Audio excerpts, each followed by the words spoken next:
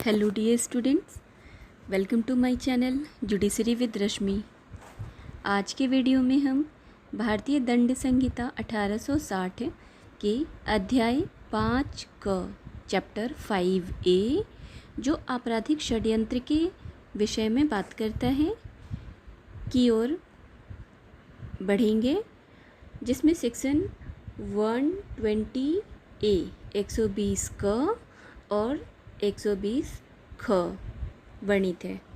अध्याय 5 क जो आपराधिक षड्यंत्र की बात करता है, इसमें धारा 120 का आपराधिक षड्यंत्र की परिभाषा बताती है तथा धारा 120 ख इसके लिए दंड की व्यवस्था की बात करती है।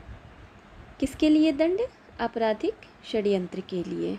तो धारा 120 का आपराधिक षड्यंत्र बताता है कि कौन सा कार्य आपराधिक षड्यंत्र के अंतर्गत आएगा और धारा 120 ख उसके लिए क्या दंड होगा, इस तरीके की व्यवस्था करती है। जब यह संहिता बनकर तैयार हुई थी 1860 में और जब लागू हुई 1862 में, तो इस संहिता में आपराधिक षड्यंत्र जैसे विषय की कोई व्यवस्था नहीं थी, क्योंकि यह अध्याय जो है वह बाद में जोड़ा गया है। अध्याय 5 क को बाद में भारतीय दंड संहिता में जोड़ा गया है और पहली बार सन 1913 के भारतीय आपराधिक विधि संशोधन अधिनियम के द्वारा आपराधिक षड्यंत्र शब्द को अध्याय 5 क के द्वारा इस संहिता में सम्मिलित किया गया। धारा 120 का जो आपराधिक षड्यंत्र की परिभाषा की बात करती है, इसके अनुसार परिभाषा जो है वो इस प्रकार है। जबकि दो या दो से अधिक व्यक्ति कोई अवैध कार्य अथवा कोई ऐसा कार्य जो अवैध नहीं है, अवैध साधनों द्वारा करने या करवाने को सहमत होते हैं, तब ऐसी सहमति आपराधिक षड्यंत्र कहलाती है। परिभाषा के अनुसार तीन बातें निकलकर सामने आई कि जब दो या अधिक व्यक्ति, यानी आपराधिक षड्यंत्र के लिए यह जरूरी है कि व्यक्ति कम से कम दो अवश्य होने चाहिए, और दो व्यक्ति जब हो गए तो इनके द्वारा कोई अवैध कार्य होना चाहिए, अथवा अगर कार्य अवैध नहीं है तो वह वैध साधनों द्वारा करने या करवाने को सहमत होते हैं। तो सहमति भी हो, दो व्यक्तियों की सहमति ऐसे कार्य को करने की होनी चाहिए जो कि कार्य अवैध है या अवैध नहीं है तो अवैध साधनों द्वारा संपन्न किए जाने के लिए सहमति बन रही है। अगर ऐसी अवस्था है तो वह कार्य आपराधिक षड्यंत्र के अंतर्गत आएगा।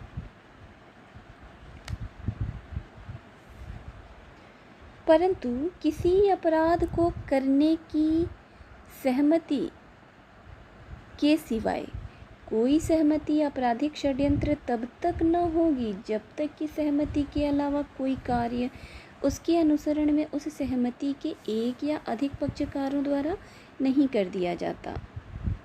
अर्थात परिभाषा ने क्या क्या बताया कि दो व्यक्ति होने चाहिए या दो से अधिक व्यक्ति होने चाहिए, उनके द्वारा कोई अवैध कार्य या कार्य अगर अवैध नहीं है तो वह अवैध साधनों द्वारा करने की सहमति होनी चाहिए, और वह सहमति अगर सिर्फ रही तो वह आपराधिक षड्यंत्र साबित नहीं होगा जब तक कि वह सहमति के अनुसरण में कार्य पक्षकारों द्वारा कर न दिया जाए, यानी पक्षकारों के द्वारा वह कार्य प्रकट किया जाना जरूरी है। इस प्रकार समझ सकते हैं कि अपराध कारित किए जाने के लिए किए गए समझौते के प्रकरण में समझौते के अतिरिक्त अन्य प्रकट कार्य का किया जाना आवश्यक नहीं है, किंतु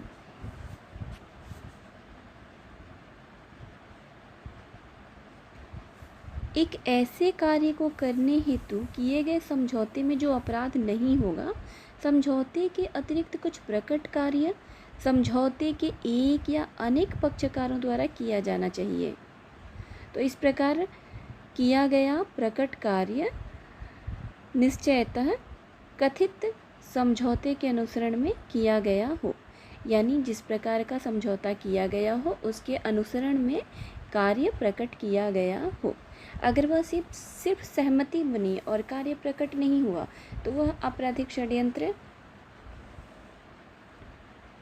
नहीं माना जाएगा।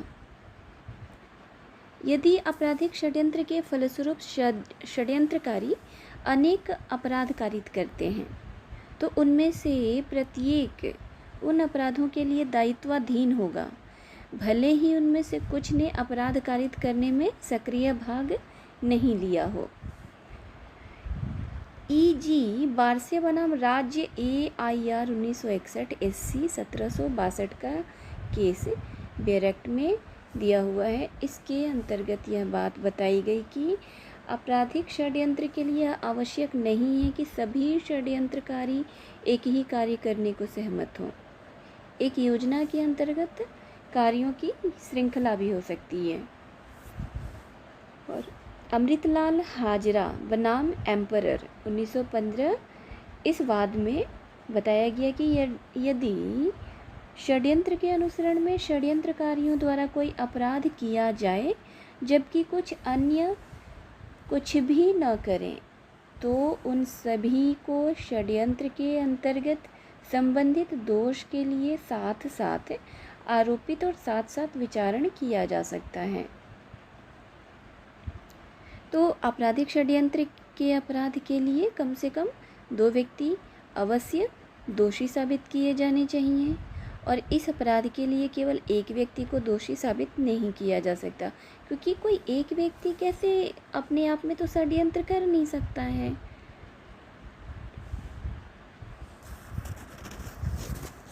तो धारा 120 क के तहत जो भी महत्वपूर्ण तत्व हमारे सामने निकल के आए उसको ऐसे समझ लेते हैं कि पहला, दो या दो से अधिक व्यक्ति होने चाहिए, और दूसरा 2 या 2 से अधिक व्यक्तियों में अवैध कार्य करने का समझौता हुआ होना चाहिए।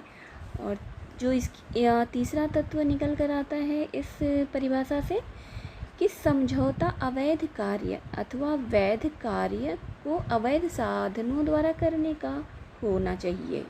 जो कार्य करने का समझौता हो रहा है वह कार्य अवैध होना चाहिए अथवा अवैध साधनों द्वारा होना चाहिए। और समझौते के अनुसरण में कार्य का किया जाना जरूरी है। एक महत्वपूर्ण केस है मलकटी बनाम आर। आप इसको नोट डाउन कर लेंगे। उम्मीद है आप बेरेक्ट ओपन करके बैठे होंगे, पेन पेपर आपने ले लिया होगा और जो भी हम बताते जा रहे हैं वो आप नोट डाउन भी कर रहे हैं, क्योंकि हम जो भी पॉइंट्स बता रहे हैं वो बहुत बहुत इम्पॉर्टेंट है और आपके एग्ज़ाम में प्री एंड मेंस दोनों के लिए आप अगर इसको नोट करते जाते हैं, नोट्स बनाते जा रहे हैं अपना, तो आपका एक अच्छा खासा कंपाइलेशन तैयार हो रहा है आईपीसी के बारे में। सेक्शन 120 के पहले के सेक्शंस आप पढ़ना चाहते हैं तो आप चैनल के प्लेलिस्ट में जाके सेक्शन 1 से सेक्शन 120 तक जो मैंने बहुत ही डिटेल से पढ़ाया हुआ है आप पढ़ सकते हैं और अपना नोट्स ज़रूर बनाइए, जो कि आपके एग्ज़ाम में बहुत हेल्प करने वाले हैं। मलकटी बनाम आर का वाद जो है इसमें न्यायालय ने आपराधिक षड्यंत्र को परिभाषित किया और बताया कि षड्यंत्र का गठन 2 या 2 से अधिक व्यक्तियों के द्वारा किसी अवैध कार्य को करने या वैध कार्य को अवैध साधनों द्वारा करने के लिए किए गए समझौते के द्वारा होता है। और यही परिभाषा जो है भारतीय दंड संहिता की धारा 120 क में उपबंधित किया गया है। एक अन्य वाद है सुशील सूरी बनाम CBI 2011 का वाद है ये। इसमें यह बताया गया है कि आपराधिक षड्यंत्र का आवश्यक तत्व अपराध कारित करने का करार है। अभियुक्तों के मध्य अपराध को करने का मात्र षड्यंत्र का प्रमाण ही भारतीय दंड संहिता की धारा 120 ख के अंतर्गत दोष सिद्धि हेतु काफ़ी है। अभियुक्त या उनमें से किसी के द्वारा किसी बाह्य कृत्य के किए जाने के प्रकरण की आवश्यकता नहीं है।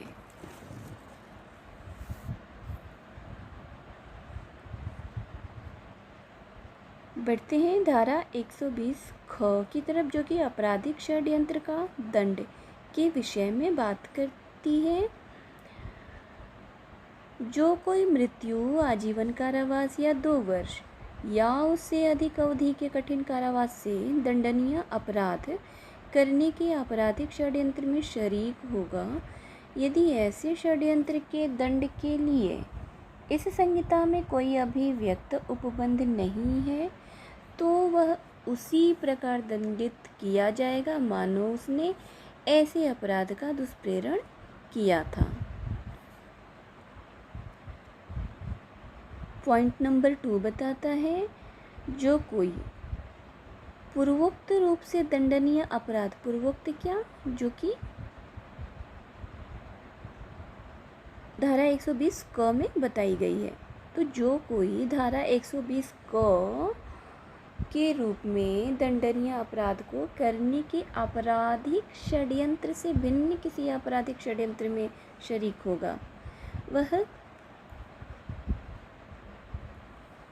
दोनों में से किसी भांति के कारावास से जिसकी अवधि 6 माह से अधिक की नहीं होगी या जुर्माने से या दोनों से दंडित किया जाएगा। तो धारा 120 ख के अंतर्गत केवल 2 व्यक्तियों पर आरोप लगाया जाता है तथा उनमें से एक को उन्मुक्त कर दिया जाता है, तो दूसरे को अकेले दंडित नहीं किया जा सकता। समझ में आ गई? धारा 120 ख के अंतर्गत यदि 2 व्यक्तियों पर आरोप लगाया जाता है और उनमें से अगर एक को उन्मुक्त कर दिया जाता है, तो दूसरे को अकेले दंडित नहीं किया जा सकता। किंतु जब ये सिद्ध हो जाता है कि 2 या अधिक व्यक्ति षड्यंत्र में सक्रिय थे, यद्यपि वे पकड़े नहीं जा सके, तो एक व्यक्ति को भी सजा दी जा सकती है। क्लियर हो गया? अगर दोनों पकड़े जा चुके हैं, दोनों पर आरोप लगाया गया है, और तो उनमें से एक को अगर उन्मुक्त कर दिया जाएगा तो दूसरे को दंड नहीं दिया जाएगा, अकेले वो दंड का भागी नहीं होगा। लेकिन ऐसी अवस्था में कि जब 2 व्यक्ति किसी षड्यंत्र में शामिल थे, लेकिन दोनों भागे भागे फिर रहे हैं, दोनों में से पकड़ा कोई नहीं गया है, और उनमें से कोई एक पकड़ा गया और एक पकड़ा ही नहीं गया, तो जो पकड़ा गया है उसको सजा दी जा सकती है।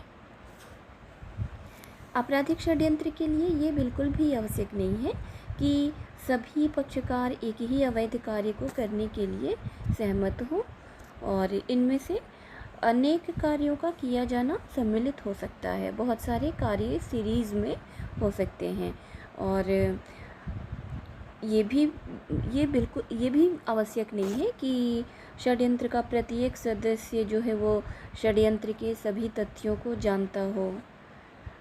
और इससे संबंधित एक महत्वपूर्ण बात है, वो ये कि भारत में पति पत्नी आपराधिक षड्यंत्र के अपराध के लिए विधितः एक ही व्यक्ति नहीं माने जाते।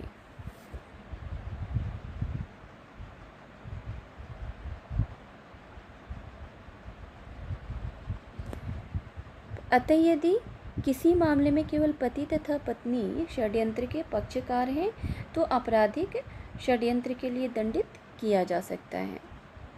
आपराधिक षड्यंत्र के लिए यह आवश्यक नहीं है कि समझौता करने वाले सभी व्यक्ति अपराध कारित किए जाने हेतु सक्षम हो, अपितु विधि का उल्लंघन करने के उद्देश्य से संगठन के रूप में सम्मिलित होना ही इसके लिए पर्याप्त है। मतलब हर व्यक्ति जरूर अलग अलग उस कार्य को कारित करने में सक्षम हो, ऐसा ज़रूरी नहीं है।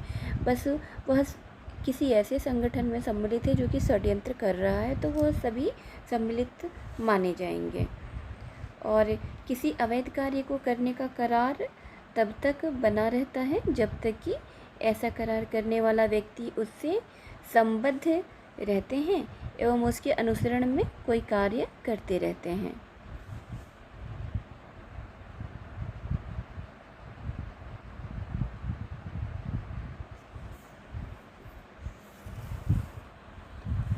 एक महत्वपूर्ण वाद है धारा 120 ख से संबंधित, शोरिमन बनाम केरल राज्य। आप इसे नोट डाउन कर लेंगे। शोरिमन बनाम केरल राज्य 2012 का वाद है। इसमें अभी निर्धारित किया गया कि षड्यंत्र के अपराध हेतु मस्तिष्क का मिलन होना चाहिए, जिसके फलस्वरूप षड्यंत्रकारियों द्वारा अपराध करने का निर्णय लिया गया हो। और हरिद्वार बाबू भाई पटेल बनाम गुजरात राज्य। हरिद्वार बाबू भाई पटेल बनाम गुजरात राज्य 2013 का एक अन्य वाद है। इसमें क्या था कि अपीलार्थी पर हत्या करने को षड्यंत्र कारित करने का आरोप लगाया गया था और अपीलांट के अतिरिक्त अन्य सभी अभियुक्तों को दोष मुक्त कर दिया गया। तो ये अभी निर्धारित किया गया कि अकेले अपीलार्थी भारतीय दंड संहिता की धारा 120 ख के अधीन षड्यंत्र हेतु दायित्वाधीन नहीं ठहराया जा सकता, क्योंकि षड्यंत्र का अपराध करने हेतु कम से कम 2 व्यक्तियों का होना आवश्यक है। कोई अकेला व्यक्ति अपने आप में षड्यंत्र नहीं कर सकता है। तो जब अन्य अभियुक्तों को दोषमुक्त कर दिया गया तो अपीलार्थी को भी सजा नहीं दी गई। हरिद्वार बाबू भाई पटेल बनाम गुजरात राज्य 2013 का वाद है ये, और इसमें ऐसा निर्णय किया गया था।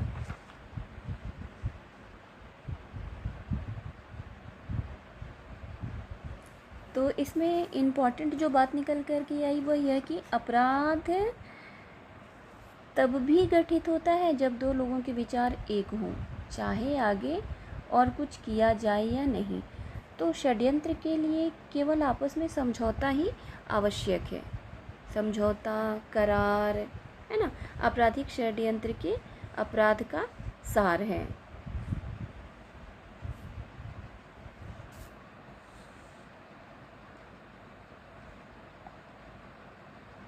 इस प्रकार धारा 120 क और धारा 120 ख को समझते हुए इस वीडियो में हमने अध्याय 5 क को पूरी तरीके से समझ लिया। उम्मीद है आपने अपना नोट्स ज़रूर बनाया होगा। आप वीडियो को कई बार सुन सकते हैं और साथ ही साथ नोट्स बनाते हुए चलिए, और कई बार आप अपने नोट्स को पढ़ते रहेंगे तो भारतीय दंड संहिता के विषय में मुझे नहीं लगता है कि किसी भी सेक्शन से आपको कोई कन्फ्यूजन बचेगा, क्योंकि मैंने सारे सेक्शंस को बहुत ही डिटेल में कवर कराया है। मैंने कोई भी सेक्शन को छोड़ा नहीं है। आप लॉ ग्रेजुएट हैं या अभी LLB कर रहे हैं, इस समय तो आपको बहुत ही ज़रूरत होती है सारे सेक्शन को समझने की। इन बातों को ध्यान में रखते हुए मैंने सारे सेक्शंस को बहुत डिटेल में पढ़ाया है। वीडियो यहाँ तक देखा इसके लिए धन्यवाद, और साथ ही साथ आप लाइक, शेयर एंड सब्सक्राइब भी ज़रूर कर दीजिए। Thank you.